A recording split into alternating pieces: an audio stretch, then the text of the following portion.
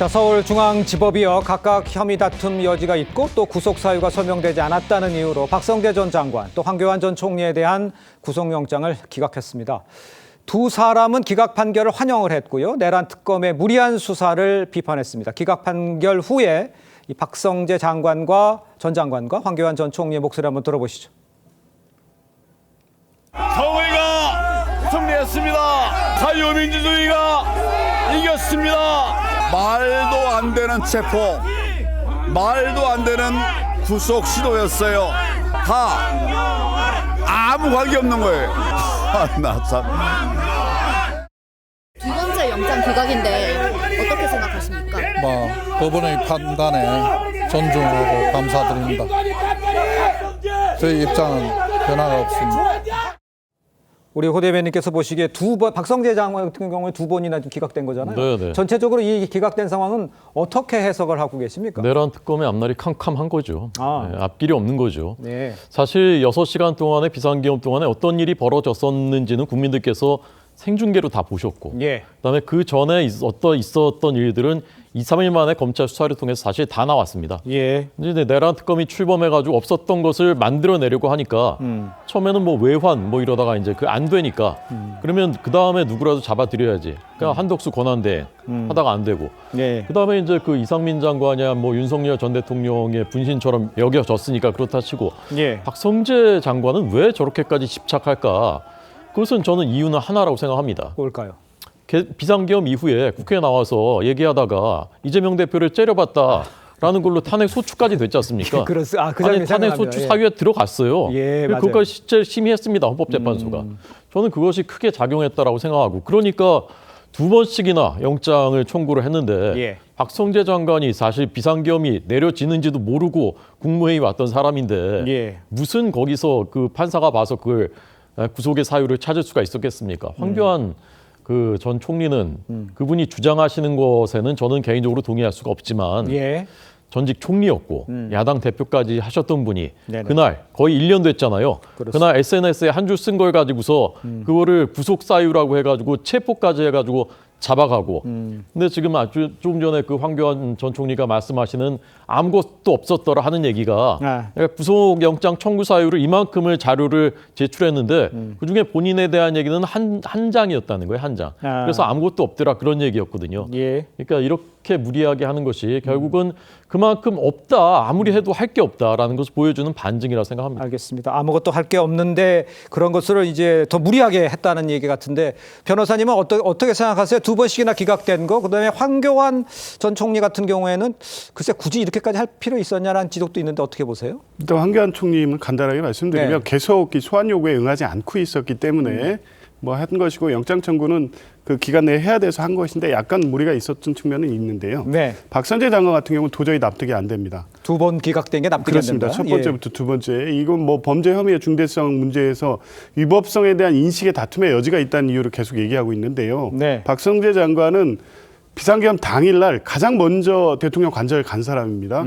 가서 그것도 보안 손님. 그러니까 정식 국무회의에 참석하는 건 불필요하게 이 몰래는 아니죠. 하여간 이 기록을 남기지 않고 관저에 들어갔다는 겁니다. 그러면 비상계엄 계획을 윤석열 대통령이 얘기했을 것이고 네. 이 계엄이 위헌 위법이어서 실행될 경우 내란에 이른다는 걸 몰랐을까요? 제일 가장 확실하게 알 수 있는 분입니다. 법조인이고 그리고 그 이후에 그 수감 기간을 확인한다거나 예. 이 사후 그 다음 날 안가 모임을 통해서 정당화 계획을 작성하거나 하는 내용들이 내란과 관련된 중요임무 종사의 범죄 혐의가 상당히 소명됐다고 볼 수 있어요. 다른 이미 구속된 이상민 행안부 장관에 비추어도 예. 그렇습니다.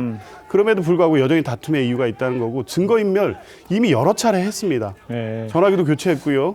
주요 뭐 텔레그램 내용도 삭제했고요. 네네. PC도 삭제했습니다. 파기했습니다. 이런 걸 보면 혐의 중대성, 이 소명 정도, 증거인멸의 우려 다른 피고인들에 비추어서나 뭘로 봐도 구속의 필요성은 충분히 소명됐는데도 네.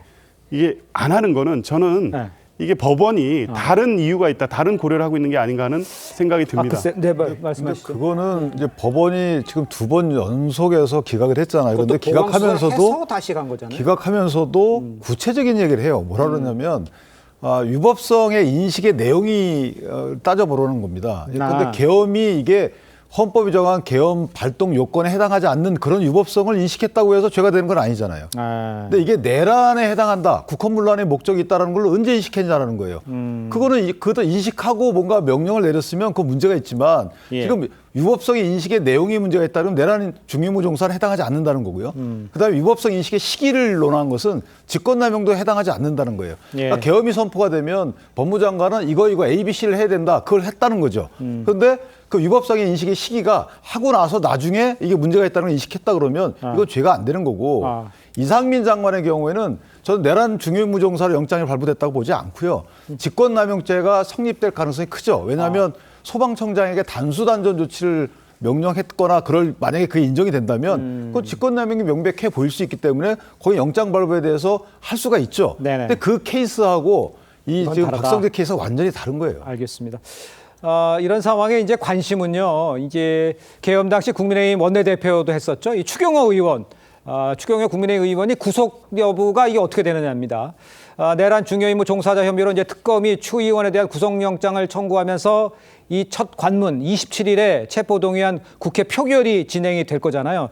전체적으로 봤을 때 추경호 원내대표 이 부분이 아주 분기점이 될 것 같은데 어떻게 예상하세요?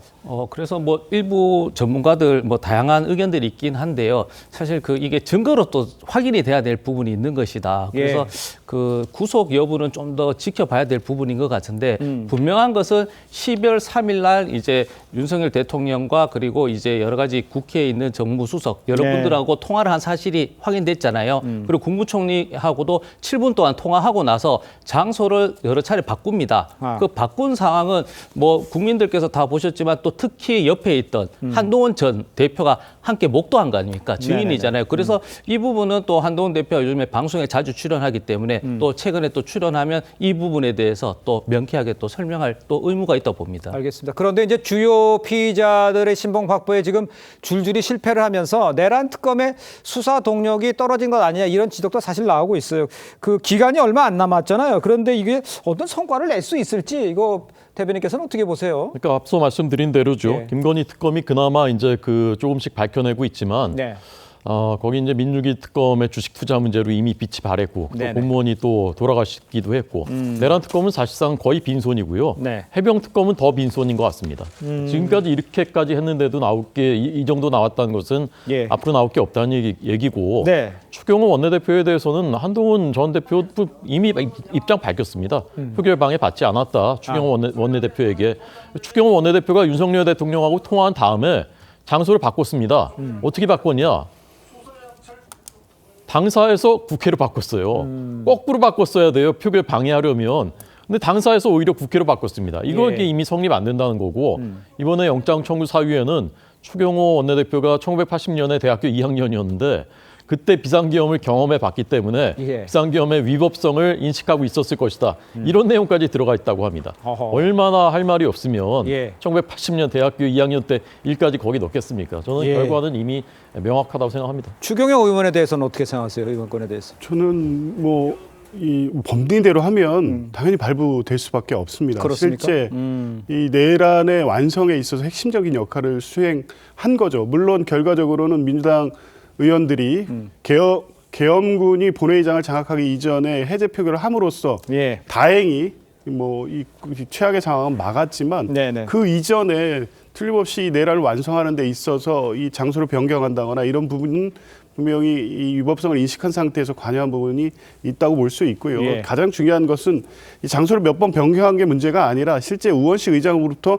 전화를 받은 후에 국회에서 당사로 옮긴 것, 그 시점이나 이런 걸 고려하면 분명히 해제 표결을 막기 위한 일관된 어떤 목적에서 이루어진 것이 이렇게 정리가 된다고 볼 수 있어서 저는 이제 계속해서 부인하고 있고 범죄 혐의에 대한 소명이 이루어졌고 그렇다고 하면 발부 가능성이 매우 높은데 최근에 이제 중앙지법 영장 전담 재판부에 기각 결정들이 계속 나오고 있는 게 아까도 이제 설명드리진 못했습니다만 이 대법원이 계엄 당일 그 그 고의 그 회의를 한 것, 네네네. 이것 역시 이제 똑같은 법리에서 판단될 수도 있어서 혹시 그런 것과 연계시켜서 당일날 주요 역할을 했던 박성재 장관이라든가 한덕수 총리와 관련된 영장 기각이 그런 부분을 염두에 둔 어떤 이 영장 전담 재판부의 판단이 아닌가 하는 분석을 하는 분들도 있습니다. 알겠습니다.